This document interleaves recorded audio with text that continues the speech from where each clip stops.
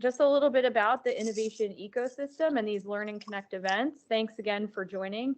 Our mission with the innovation ecosystem is to facilitate innovation by preparing CHOP faculty and staff via opportunities to strengthen community, build connections, increase capacity related to innovation and entrepreneurship. And our series today aims at creating these training, skills, and networking, sharing resources for all of the CHOP faculty and staff, and aligns closely with our academic entrepreneurship ebook and community to provide just-in-time training and resources to with existing employee resources.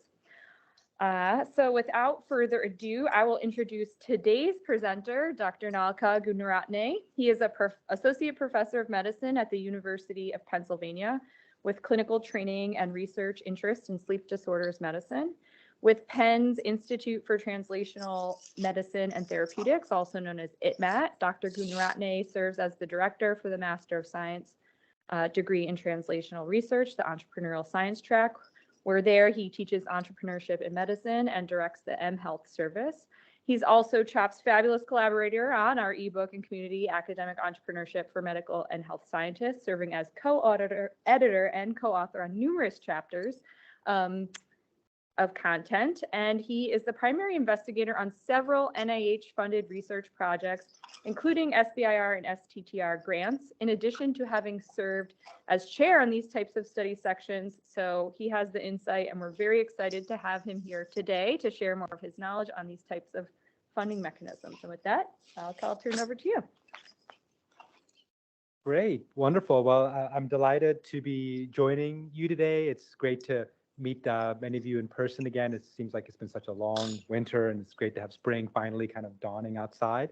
This is a wonderful group, and kudos to CHOP for having set this opportunity up and this training opportunity for everybody. We'll try to make this really interactive, and the CHOP group has been really helpful in kind of editing some of the slides to kind of align with this event. So by the learning objectives for today's event are shown here on the slide. We'll be talking about the NIH Small Business Funding Program, which is really a phenomenal opportunity to help launch and support innovation. And we'll be talking about some projects that might be a good fit. We're so blessed to be in an environment where there's just a tremendous number of opportunities for us. And sometimes it's just hard to know what candy to select from the candy store rack, so to speak. So hopefully this will help you a little bit in making some of those decisions. In addition, there's a tremendous amount of resources here at CHOP and in the UPenn ecosystem to help you, and we hopefully can go over some of those.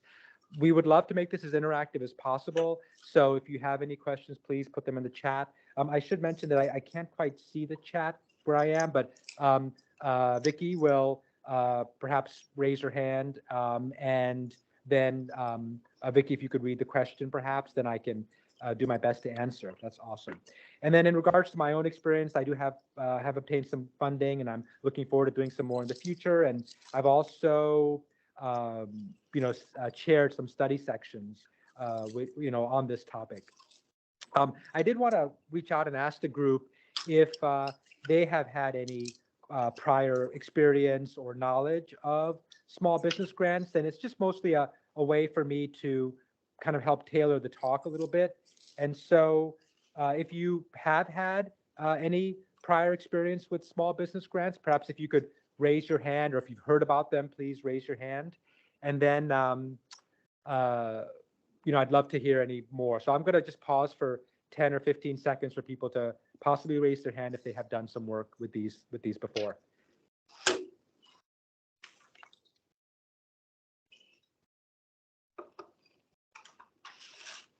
Yeah, we have, it looked like Jeremy may have had some experience, and Laura as well. So we're having a few people, but most people we haven't, it doesn't look like. Yep. Great. So I can say anything and you won't know if I'm right or wrong. Oh, that's awesome. Good to know. All right. So maybe we can just turn to Jeremy for a moment then. Is it possible for Jeremy to unmute and just sort of briefly comment on what experience they've had? So I've had the experience of being a grant reviewer on the SBIR grants, and getting to see a lot of the things that have come through, and the things that I probably can't talk about, of course, directly, but just the breadth of the projects that have come through and how they're organized and arranged, and the relationships that they'll typically have with the small businesses and the academic institutions and those sorts of things. Great, that's great. So Jeremy and Flora can be my my co-conspirators in this event. I'll reach out occasionally to ask for your thoughts on some point. That's wonderful. It's great that you had that opportunity. Okay, so where does this fit into the larger picture of funding innovation? And I think that's always helpful to kind of, begin with a 30,000-foot perspective and then kind of drill down a bit. And as many of you know, when we are exploring, implementing and a new idea, there's a lot of traditional paths. Sometimes we can approach family and friends, hopefully not too many fools. And then we can also engage with angel investors and others on a more kind of a VC kind of route. But in many cases, before we can get to that point, we might need to put in some what's called sweat equity. That is, time on a Saturday or after work, kind of thinking about something that really matters and trying to understand how we can realize it. And one of the great things about being within an ecosystem like what we have here at CHOP is that there's a lot of people that you can engage with and talk to in order to get advice and input on these questions. And that's a great way to de-risk your idea. And I know that's an important goal of these workshops. But another really valuable resource that many of us are not aware of is federal grants. And the NIH actually is very, very interested in supporting innovation work. So these grants can be a valuable asset because they will not dilute any equity that you might have if you do end up launching a startup. They provide a great opportunity for people like Jeremy or Flora to read your grants and give input in a formal study section type structure. And because they can often involve partnering with an academic institution, they are a nice vehicle to kind of synergize the different worlds that we live in. So let's kind of explore these a bit more. And again, if anyone has any questions at any time, feel free to raise your hand. I'd love to be interrupted. As some of the people in the audience know, I interrupt a lot when I'm in meetings too. So it's great to have people chime in and comment. So the NIH has undergone a slight change in terminology, and these were previously referred a lot to as SBIR, STTR grants, but in a flash of insight, the NIH realized let's rebrand them as SEED, SEED grants, because that's a little bit easier to conceptualize. So, and I want to thank Daria for letting me know about this recent rebranding that just happened fairly recently on the NIH website. So so you can do a search for NIH SEED, and then you can be taken to this website, and then it'll kind of talk a bit more about SBIRs and STTRs. So the NIH really does have a mission of attracting investors and small businesses into the innovation space. It's a set-aside pool of funds and can be a really valuable resource. It helps to explore high-impact technologies, and they can really be extremely diverse. So I've seen grant applications that were related to peer support computer software programs. I've seen applications related to small molecule discovery. Really very, very diverse. So many ideas that we think about because we see problems around us.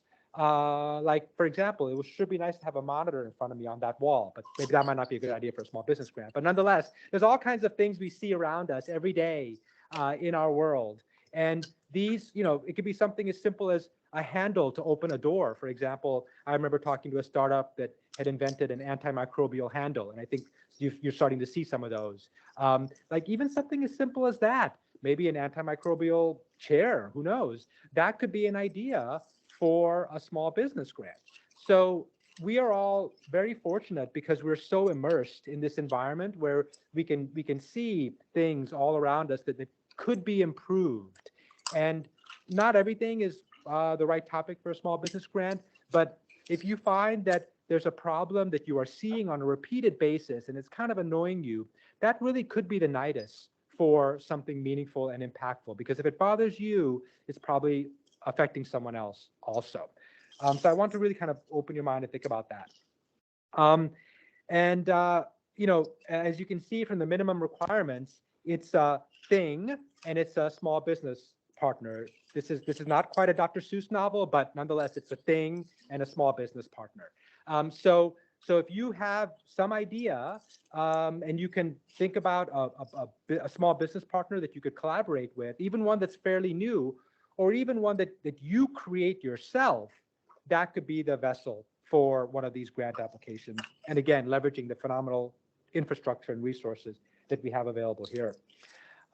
As usual, I'm talking a bit too much, so I'll try to speed up a little bit. So the funding that's often needed for these kind of projects really does depend a lot upon the domain that you're working in. So if you're working, for example, in the digital health domain, we often think about seed funding in A round and B round when we're exploring the development of a new product. And pre-seed funding is often in the 150 to 250K range, and it's a perfect fit for this NIH seed program. And then you might, if you're successful with that, move on to a seed round, and that could actually be a phase 2 NIH seed application. And then if you're still successful, you might go into an A round or a B round, which might bring in outside investors. But the wonderful thing is that you've been able to validate and develop your technology without having to lose equity and in a relatively low risk environment. I like to think about NIH grants, these small business grants, as sort of like the slow boat to innovation, in the sense that you're not working 80 hours a week. You might be working 50 hours a week, but it's at least not 80 hours. That might be the case if you're doing the venture capital route. Let me just pause, Vicki. Any questions from anyone at this point? None in the chat right now, but if anyone wants to pose any questions, it's a good time. Just really, I would say just, what do you mean by pre-seed, seed? These are words that venture capitalists use. They may not realize, which is very different from the word seed from an NIH standpoint. There's a lot of seeds on that. Yes, I'm a big fan of gardening. Basically, that's a great question, and thanks for asking that. And typically speaking, to take an idea from a napkin into the commercial space often does require a fair amount of investment. A lot of that investment is dependent upon the regulatory milestones. So if you're going to be injecting something in someone's veins, that will require $200 to $400 million of investment in order to test the safety of that. On the other hand, if you're doing something in the digital health space that might not require FDA approval, et cetera, you might be able to get something, in front of consumers with a couple of $1 million. And so thinking about those different levels of investment often leads to people to think about different cycles of investment, such as a pre-seed fundraising round.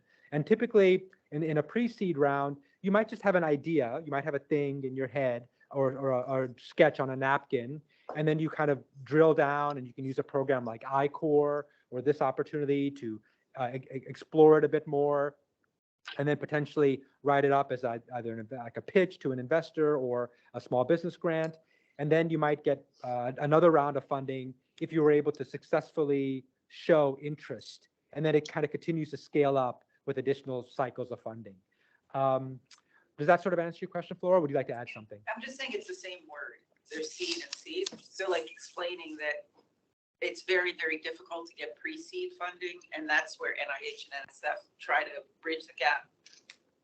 If you want to say that. Yeah, perfect. Hopefully everybody was able to hear that. That's a great point. And I kind of think that's why the NIH chose the word seed, because they wanted to kind of align to some of these terms as well. One of the rare instances where people try to make your life a little bit less confusing. Okay, so then there's different phases of these SBIR, STTR grants. Phase 1 is primarily focusing on feasibility and potential, and then phase 2 is substantially more money, 1.5 million plus, and that will often involve a clinical trial of some kind that will test the device that was invented in phase 1. So let's say that you were thinking about making, for example, a smartphone app. In phase 1, you might hire some initial programmers to make like a basic working version of it, not with all the bells and whistles, but some basic functionality. Maybe it'll just work on Android and not yet on Android and iPhone or something. And then that shows some initial interest that people are relogging back in, that they're using it, that they're getting some benefit, that, et cetera. And then that would be what you do in a phase one. So it's a very kind of focused and kind of reasonable scope. And then if you are seeing that people are logging back in and they are using it, you'll use that information to submit a phase two application and then say, I'd like $2 million now to make the Amazon Web Service connection, make the iPhone version, et cetera, have multi-factor authentication and so on and so forth. And that's kind of a nice staged process. The goals of the phase one application are to think about feasibility and for example, what we might often include in a phase one application is aim one might be doing focus groups. Would you sign up for this kind of app? And do you think this is a problem that people around you experience, et cetera? So, maybe 20 people in focus group, it's a great learning opportunity. The second aim might be to make, a basic prototype. And then a third aim could be a small pilot, maybe an open label pilot without even a control arm. And it can be over 6 months or 12 months, so kind of a tight window. And the great thing here is it's only a 6-page research plan. So by the time you throw in a couple of figures and tables, it's only about 4 pages of writing. So, heck, I've seen emails that are as long as that. So, and so you could probably, put something like this together. It's not terribly difficult to do. And it's a great opportunity to kind of really think through an idea. And then if that's successful, like I mentioned, you might consider a phase two application once you finish the phase one, and that could be $1.5 million to $2 million. A wonderful thing about these small business grants is that for some miraculous reason, Congress does adjust for inflation. So the actual award amount does increase year to year, as opposed to R01 grants. And a slightly depressing factoid is that in the 1980s, when R01 grants were first initiated, the direct cost per year was $500,000. In 2022, the direct cost for an R01 grant is $500,000. But there's this annoying thing called inflation in between 1980 and 2022. But luckily for small business grants, they are adjusted for inflation, and the money does tend to go up. Phase two, it's a much longer application because you're asking for more money, so that's fair. But you often have a lot of data from your phase one. I'm not going to spend too much time talking about the other subtypes. It's available if you're interested in looking at that. For those of you who have an academic affiliation or are staff, this is a nice opportunity because it is running through the NIH pipeline. So everybody here at CHOP understands NIH grants. We all get the F&A thing. We know how to route grants. So that makes it a little bit easier from that point of view. And then from the point of view of a company perspective, the main benefits are that there's no loss of equity, that the company gets to keep control. You don't have these annoying angel investors or venture capitalists telling you what to do. And then even if it's not funded, you can use a lot of that information to further develop your business model. There are some major delays though, like it could take 1 to 2 years to get funding, and it can take a lot of effort because you are doing an NIH grant. And I want to just thank Daria for helping to reformat this slide and make it a bit more clear. As I mentioned, for academics, it's an NIH grant mechanism. It has a relatively higher funding rate than most R01 or R21 grants. So let's talk now a bit kind of like nuts and bolts, like what is an ideal project for an SBIR STTR grant? So typically we have to start with phase one. That's kind of how the NIH likes to do it. And then if you're successful with phase one, your odds of getting to phase two can be 40% to 60%. It's really a remarkable, funding rate for phase twos if you have been able to deliver on your phase one. What do you need? Well, you need a team members with experience. I hear there's a couple of smart folks here at CHOP, so I'm optimistic you can find someone who knows a little bit about whatever you're interested in. It's a great environment to find people. A lot of people with so much talent here. And then you need a conceptual scientific basis. You need an idea, a problem that you think matters. And it might be something you've seen in your day-to-day life. And really, that's it. With that, you can put together an NIH small business grant. It's helpful to have some kind of working prototype, but it's accepted that for an SBIR grant, that might be the goal of the grant. There's a lot of fun ways to make working prototypes, and in the academic entrepreneurship book on PubPub, there's actually a chapter about creating different kinds of low-cost tools to explore options. Roy Rosen helped to co-author that chapter, and he has a tremendous amount of experience in that topic. So that's sort of fun to explore. It could be, he gives a great example in one of his lectures about in orthopedics, how there was a challenge with getting patients into clinic, and an orthopedic surgeon recognized that, and he became the working prototype. So he basically let the front desk staff give out his cell phone number, and for a week period, any patients who needed a more rapid appointment could directly call him, and he would facilitate it. So that was how he proved the concept that having more rapid appointments actually led to a higher show rate in the clinic, as opposed to the standard 3-month wait to get seen for your wrist problem. That if patients could be seen 5 days later, they were actually showing up more likely, and that helped to be the impetus for a change in how the clinics were structured. So I'm not saying that you have to volunteer to become a working prototype, but I'm just pointing out that there's so many creative ways that you could achieve that goal. And that gave him preliminary data, because then he was able to say, look, we had a 70% show rate when I made the appointment within 3 days versus the traditional 30% show rate. And that's the preliminary data for a grant application. And now you could create the idea of maybe an app that would allow for rapid scheduling or something like that. So I'll just pause in case anybody has any questions. I'll wait for 10 seconds.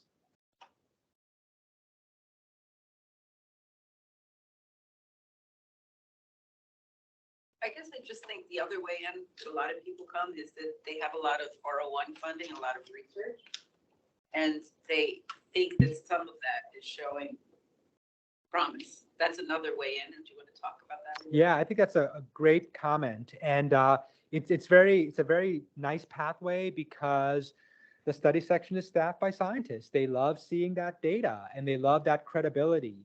So it already gives you a big advantage. And one of the things I've enjoyed about these small business grants is that they're very practical. So it really is about making something that gets in the hands of patients. Whereas a lot of my NIH grants are kind of more mechanistic and so on and so forth. And that's fun. I enjoy that. But I really love the idea of meeting with a patient and saying, what do you think about this? And the patient saying, well, that's a really bad idea. And then I think about it some more, and hopefully it's not quite as bad an idea next time I talk to the next patient. But that really helps me think about the real world implications of what I'm doing. And hopefully, because many of us are here, we are in this space because we want to transform the lives of our patients. We want to make things better in a very concrete way. So this is a wonderful vehicle to allow us to realize that mission, and to think about things in real world ways. And so what's fun about these grants is that you can actually write a paragraph about what is the competitive landscape, what is currently available for patients if they want to get a more rapid appointment with an orthopedic surgeon. Not much. So that allows you to really kind of drill down and dream about how your ideas could help a patient. And those kind of dreams are helpful for the times where things are a little bit difficult in other aspects of our lives. What would be a good fit? So let's say that you are, from an academic perspective, if you're faculty or staff at a phenomenal institution like CHOP or UPenn, what would you be thinking about? Well, if you get an email and the email says there's this internal pilot grant program from CHOP or whatever, I just want you to kind of think to yourself, could this also be a small business grant? Because there's a good chance that if something could be that you could apply for an internal pilot grant at CHOP, and CHOP has a plethora of these opportunities, that idea might also be a good candidate for a small business grant, because a lot of these pilots don't have a significant amount of preliminary data. And again, with small business grants, you don't need a lot of preliminary data. You need a concept, you need a team. So you kind of ask around, hey, do you know how to make smartphone apps? Do you know someone else who can make that? Do you know someone who knows about physical activity, et cetera? Peer support groups, et cetera. And then you kind of assemble a couple of co-conspirators, so to speak. And then you think about, is there a market need? Gee, I don't really know anything out there that I can, do for this. And then that creates the opportunity. How does that compare to other things you might do? Well, other options are like foundation grants or R21 or R03 grants. People often say, well, try an R03 application or an R21 application for preliminary data. But the sad reality is that you often need preliminary data to get a preliminary data application grant from the NIH. So it's like, woo, okay, I didn't know about that. All right, so you're doing an R21 application, and then you get the study section source sheet back, and they say, where's the preliminary data? So, you might need some of that. And then another option, of course, is an R01 or a program project grant. And for that kind of project, you definitely need extensive preliminary data, and you need a team with national experience. So you can see how these seed grants are kind of early on in the cycle. And then from a company perspective, I won't spend too much time talking about this, but a lot of it's fairly similar, which is the sense that you have the team expertise and a scientific concept. So you could probably write an SBIR or seed grant if you're thinking about applying for an internal pilot. There are some additional steps like registering a company, et cetera. So you can, ask around to acquaintances and friends, do you know of any companies that are in this space that I could partner with on this project? And if there aren't, would you want to take that leap and create a company? It's not as hard as you imagine. It's only like a couple hours work to actually file some of the paperwork, and CHOP has some phenomenal resources that could help you with that process. I-Corps is a great opportunity, and if you're joining I-Corps, you could consider a small business grant. And another really important point, and thanks to Daria for adding this to the slide, is that you do not need to be an MD or a PhD to apply for these small business grants. You just simply have to have expertise in the area of interest. So, if I was going to claim that I was going to do, small molecule genetic engineering, I don't have the expertise in that. I'm not, even though I have an MD, I'm not a good candidate for that. But, if you are working in a lab, or if you know how to code a smartphone app, that's enough, that's expertise, and that would allow you to apply even if you're not an MD or a PhD. So it's a great opportunity to really democratize innovation, and I know that's a key goal of these workshops.